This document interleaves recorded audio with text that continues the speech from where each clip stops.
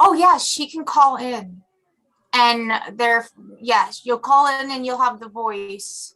Because we do have to have a voice vote for like even adjournment. So just call in and keep this computer muted so there's no feedback back and forth. Yeah.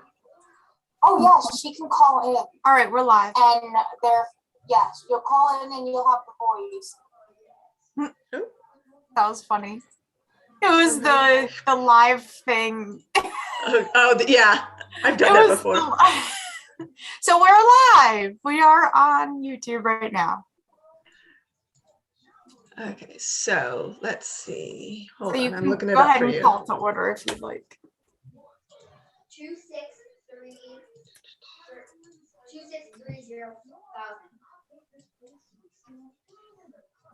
Oh. Hold on, I'm getting it for you here. Oh. It's so fast.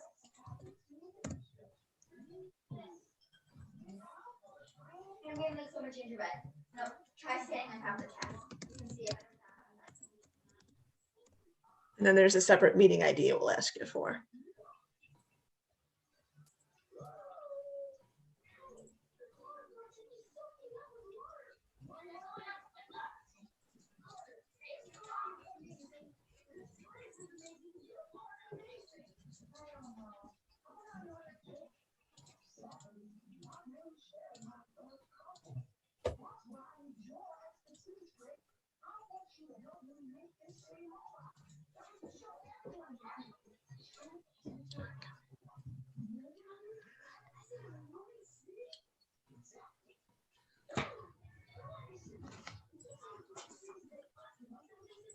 Okay, I think I'm here. Yay! Thank you. I'm so sorry. Sometimes it works and sometimes it doesn't. I'm going to have somebody look at it. Wow.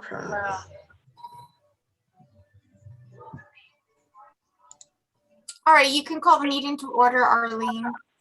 Okay, I'd like to welcome everyone to the meeting of the nominating committee. We have any questions from our viewers?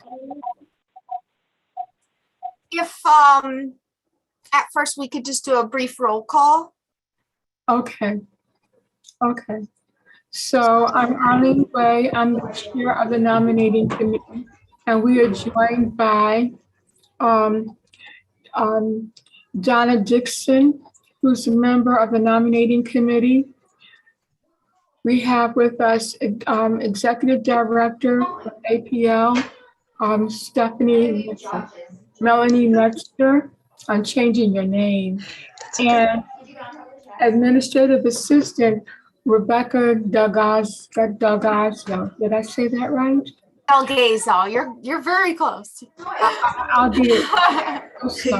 It's all good. I'm so sorry. So do we have comments from the public before we get started? We have not received any public comment. If anyone from the public wishes to make a comment, you are asked to send an email to publiccomment@albanypubliclibrary.org, publiccomment@albanypubliclibrary.org. You could also call and leave a voicemail at 518-290-6905. Please leave your name and address, and public comments will be read during designated times. Thank you. Okay, thank you for that. We do not have any unfinished business. The purpose of this meeting is to begin a discussion about developing a recruitment plan for new board members and to have conversation about planning for a replacement of executive committee members who are scheduled to be leaving. Okay, so are there any questions before we get started? All right, looks like we're going to have 4 people whose term will be ending this term. And in May or in June, they're going to leave. 4 people are. But at any rate, we need to start planning now outreach to make sure that people are aware of the opportunities to run for membership and to provide them with the necessary support so that they can have the confidence to do so. So that said, where do we want to start in terms of what we're going to be doing in terms of the outreach? When does the library get, because I know that we do this work in coordination with work of the library, things that you're doing to prepare for the budget and all of that. That's usually when we get going in terms of our public stuff. When are we looking to start that? So generally, we start having the conversations regarding the budget in February. And we usually have the 2 meetings in February, one to go over the initial budget proposal. And then the second one, or it's our general meeting, and then we have a second one in February to discuss the budget in more detail. Right. And then the March meeting is usually when we vote on how we're gonna present it to the community. Okay. If we're gonna go for a budget ask. And then I believe it's usually around April 15th that people are required, like around that time of the month when people are required to have their nomination forms in, because the vote's in early May. So it's Okay. usually like mid-April, they have to get their stuff in. So we usually start promoting in March. Okay, so we're going to need then to have a plan for outreach. And identify, I think that there's some things that we usually do in terms of notices and the newspaper and the press. And probably be sending stuff out to the school districts, right? To the schools in the area. Have we or we don't? So we don't usually send anything out to the schools. They're the ones who help coordinate the vote. So it's just their clerk's office is the one that everything gets filed at for who's running. But we generally, what we do is we promote internally. So we promote like with our e-notes newsletter, our director's newsletter, we promote it at the board meeting. We usually mention what positions we have open and the information.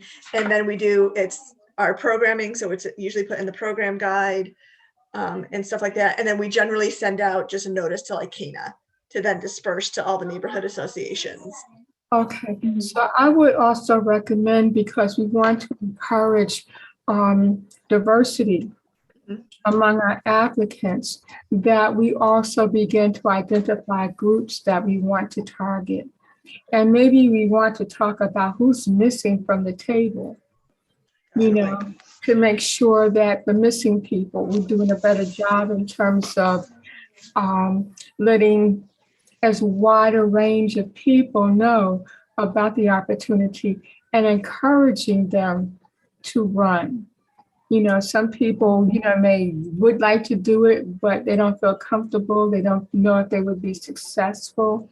And so I'm thinking, to the extent that we can put information out there about the process.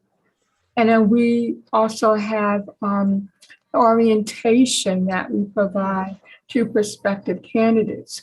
So, you know, we might want to take a look at that. So maybe what we'll do is begin to develop a list of groups that we might want to send information to about the opportunities. And maybe we should also be looking at sessions that we might hold, information sessions that we might hold. I think usually I remember us doing at least one. You know, we might want to put it out there as to whether or not we may want to do more than one. I'll see how people feel about it. Yeah, we usually do one information session, and then the second one, and that's for anybody who's even considering becoming a trustee. And then once they've decided to become a trustee, that's when we do the second quorum where we ask them questions like, why do you want to be a trustee? Those kind of things. Right. Okay. So I'm thinking that, so what do we want to do? Do we want to have this first information session in February or March? Probably, I don't know, maybe March, early March. I would do March because sometimes if you do stuff early, like it Too sounds early. like you're getting the jump on everything, but then people forget later on when they have to actually do their stuff. But we also have to get time for the outreach. Yeah.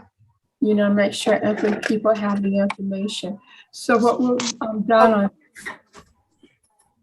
Go ahead, Donna. Yeah, I was just going to jump in and say, you know, I think in terms of the order in which these would occur, that doing the outreach first, that could happen, you know, starting sometime, you know, maybe in February, to get people thinking about it, to get the information out into the various groups that we want to target. And, you know, I think developing that list, you know, starting very soon would be an excellent thing to do. But the information session, then the outreach, then the information session, then the candidate, the forum for people who are successful in obtaining the number of the appropriate number of signatures on their candidate petition, I think would be the order that we would want to go in.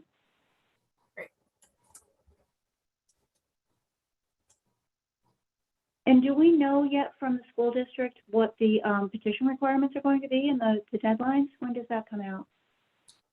We don't get that until February, I think. Yeah. Okay. February or March would be is nice when to- they send it, usually, right? I believe Stephanie gets it. But we won't see anything like that till February or maybe March, because March is when, I believe March or April is when the board actually has to vote to allow, you know, for the stuff to be on the ballot. So, and that's when we should have that information. So it's going to be March or April. okay, Yeah, and, you know, we can go back and look at what we put out there before in terms of outreach materials. But I think a description of that process would be helpful to have, and maybe just a general time frame of it's going to be about this date that you'll need to get your signatures. It's going to be about this date that your petition will be due. Right. okay,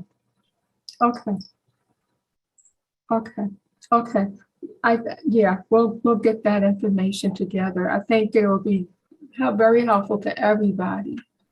And we would have those target dates.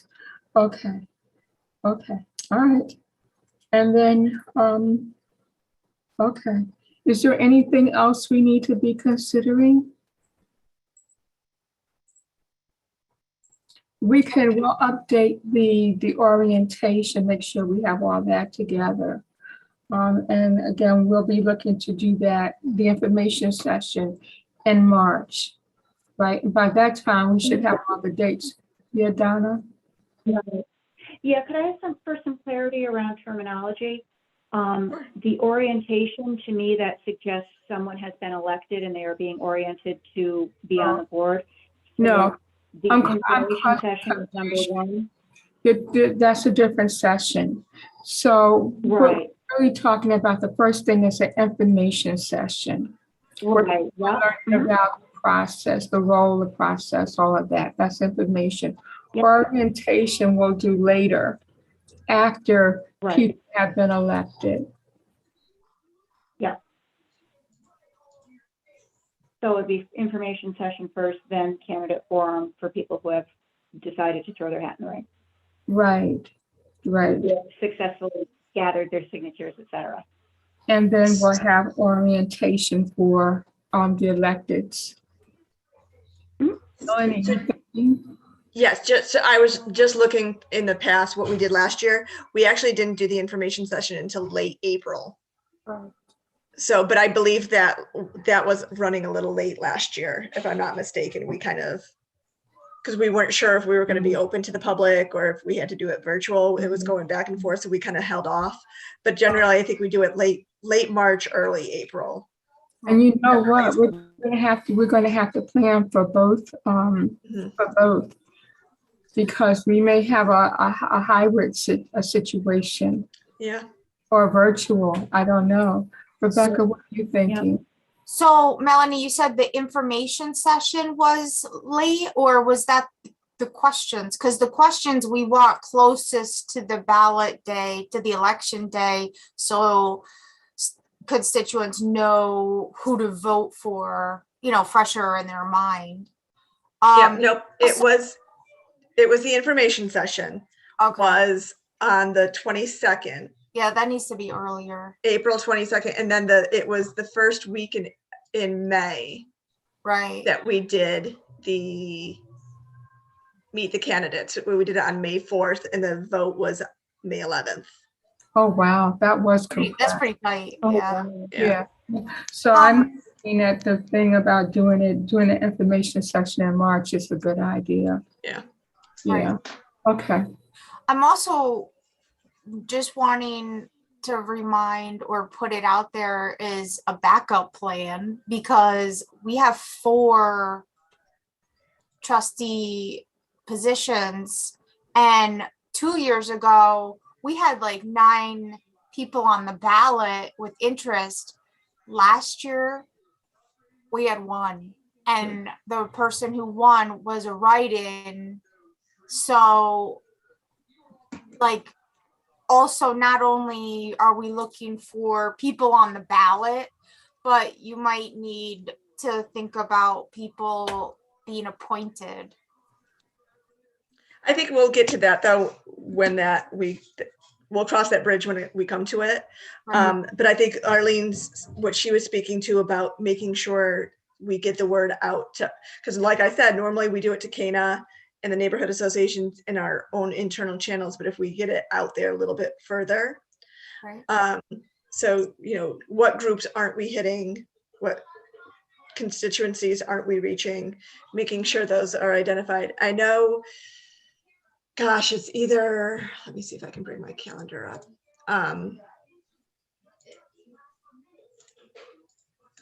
In either, I think it's late January. Remind me, I need to check something. January 19th, I'm meeting with the Leadership Tech Valley group, and we always do a plug on that date because the intent is getting those individuals to become more involved in their community. So we always try to make sure that hey, anybody who's living in Albany, we have 4 positions open. This is a great opportunity to get involved, run for the board. So that I'll be doing that on, like I said, the morning of the 19th. Okay. Great. And then you know what? We also need to check to be sure as to whether or not anyone else from the board who might be leaving. So there are people whose terms are ending, but there are some people or a person who may want to leave anyway, before their term is up, and we need to know about that. So my husband keeps winding up on the Guilderland board.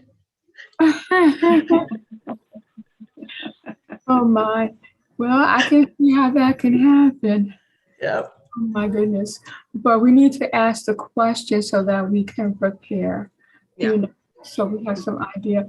And I think we're probably going to have to be a little aggressive in terms of the outreach. So it's not a thing of just sending a letter or, making a little announcement. I think we're going to have to find a way to be, really upfront and center about the need to have people who are interested in supporting a library. We need to put that out there and almost make a cause out of it. I think it's going to be that kind of year. When we hit most of the community groups, if any community group that we hit for the budget and community presentation, if it's before the deadline for the board to get your name on the ballot, that we always push that as well too. So we do in person or virtual when we go to those meetings. Okay. One thing I'm thinking about with, it's been a while since I've been involved, but when the director used to do in-person visits and presentations on the budget, it's such a nice opportunity for a leave behind piece. We've got such great graphic designers on staff at APL that I'm wondering, I don't know if we've done this in the past, but I'm wondering if we could, between this committee and, the great marketing people at APL, put together some sort of a, one pager about, these are things you need to know about being a board member, and have that be downloadable from the website and also available as a leave behind with these meetings. Definitely. I will work with the PR department on that, Okay, That'd be because I think great. that should be easy enough to do, to pull together a one pager. I'm thinking we have that. okay. Is there anything else we need to be considering at this time?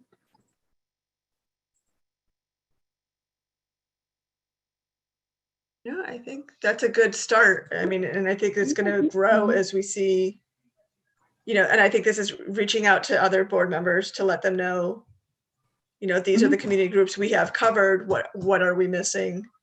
Okay. Okay. All right. Sounds good. So this year, we're also going to be losing executive committee members. A number of them. Yes. 3, right? Or 4? We're losing The president, Brenda, the vice president, Sarah's going, Sarah, and what's her name? is Jenna? Jenna's leaving. Okay. Yeah, So it's 3. That's significant at one time. And so again, in the spirit of being inclusive, I think that there needs to be some work done to get other people who are currently on the board to consider running for one of the positions. I don't ever remember an election. No, I don't either. I'm glad you said that, because gosh, how was it done in the past? I think someone was nominated by another board member, and then we took a vote. Is that right? So, to your point, Arlene, we've got to get people thinking about, and are we making the assumption that the 2 executive committee members will not be going through? We believe so at this point. Yeah, okay. Okay, so people need to understand the different roles, what's expected of other positions, and okay. And I think that a lot of the committees and the individual, like the board executive committee positions, they've been working on writing, kind of job specs, essentially, what they do, what they cover, what some of their traditional roles have been, so that information could be passed along to the other people. Is this something that we would want to engage Tim Burke and that group in terms of doing an orientation in terms of the roles of executive committee members? So I think essentially any of the board members who have not gone through the board training, the Upper Hudson board training, should be required to do so. I know there's a couple being offered early in the first quarter of the year. I'll have to look. Let me see if they have those listed on their site. But I think that would help a long way because I know we have several individuals who have not gone through that training yet. And they should, because it gives a good overview of everything. If we feel that there's a need aside from that, I think to specifically talk about it, we could probably have him or even Bob speak to what the roles are of each one. Well, I'm thinking that it would be good if we all heard the same thing. That if we had someone come in and talk to us about the role of the board and the role and the responsibilities of the executive committee. I don't think it would be a bad thing, even for people who've gone through the training, to hear it again. Definitely. So I would bring that up to Sarah, because she can help coordinate activities for the entire board if that's something that we want. I know the core training is its own like 2-hour long training session. So that would we'd probably have to send out a doodle poll of like what evening would be available to do so, like talk to Tim and find out. I did look on the website, although I think they have one scheduled for overall. They do say on their website that it's also on demand. So we could pull him in just to do one for APL. Right. I think it might be worthwhile to have that done. Okay. So I can reach out do you want me to reach out to him, or do you guys want to reach out to him? Oh, I can reach out to him. Okay. Yeah, that would be an easy thing. The thing for us would be to know the date. What I can do is I could put it on his radar and let him know that this is what we want to do, that we have to come up with a date, Right. and so then he could be prepared for when we get the date, or he can tell us what his impossible schedule is. Right. Absolutely, I'm not going to be available on these dates. And that could help us with our planning. Okay. Mhm. Okay. Is there anything else we should be thinking about with regard to that? No, I think that would go a long way. Okay. All right. So it's about dates. It's about availability. Yeah. Do we know when the board retreat is going to be? Not yet. I think Sarah was solidifying information about that. It looked like the last week in January, is it the 29th? I just had my calendar up here. Yeah, the 29th looked like it was the one that almost everybody could attend, or the most of everybody could attend. I think she was contacting the 2 potential consultants that we had narrowed it down to see what their availability was, to see who could, if either of them could do one of those 2 dates, or one of those dates. Okay. All right, good. So then I guess the conversation with Tim and the training, or, the training, I think would be where we would start. And then because we'll have some ideas of our process and how to set it up so that it will be fair and not a distraction to the other work that the board is going to be pursuing. Yes, Donna? Question about the training, if I may. Melanie, you had mentioned that there were some board members who have not gone through the core training. And was that because of COVID, or is it not required? So it's not as of right now, it's not required. In 2023, it will be required, because it will be, it's going into law that the board members have to attend professional development training. Okay, and that's state law? State law. Okay, good. And that starts in 2023, if I'm not mistaken. And then, because it's like one more year, but we've always highly recommended it. I think last year, because it's normally held in person. And last year with it, I think even they could hold it virtually, but they were kind of back and forth with it. So we didn't really push it. We were just trying to get through the pandemic, I think. So, so that's why, because we couldn't technically require it because we had no backing to require it, but we highly recommend it. Okay, great. Thank you. Okay. So, is there anything else we should be considering? No, I think that's usually pretty good. I think once we developing the plan for the executive committee membership, I think, making sure everybody's roles are defined, having individuals who think they might want to be on the executive committee reach out to those positions. You know, I think it's vital for people to be proactive on this as well. Mhm. You know, if there's somebody who's like, hey, I think I might want to be president, have them reach out to Sarah and talk about like, what does it entail? What are the roles and responsibilities? What are things that you don't think of that like we kind of forget to think of because we don't hold those roles, we just work with the roles. Yeah, yeah.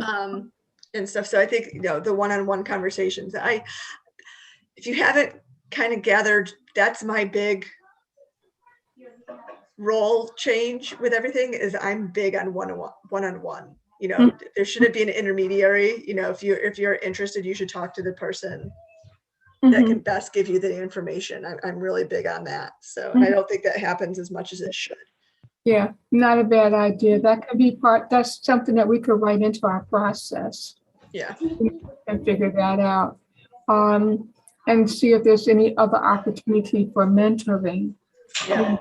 One-on-one mentoring from somebody who's currently in the role or someone else who has some expertise, you know, who may not be part of APL would not be a bad thing. Could help people to come with some fresh ideas about how to approach things and understanding how things are done in other settings. So, okay, all right, this is good. All right. Well, it looks like we have the beginnings of a plan. Yay. Yay! You know, and I'm sure Brenda has some more to add. And when we bring this to the full board, they'll all want to have some ideas, I'm sure, to contribute to this. All right. So if there isn't anything else, You guys don't have any need to go into executive session?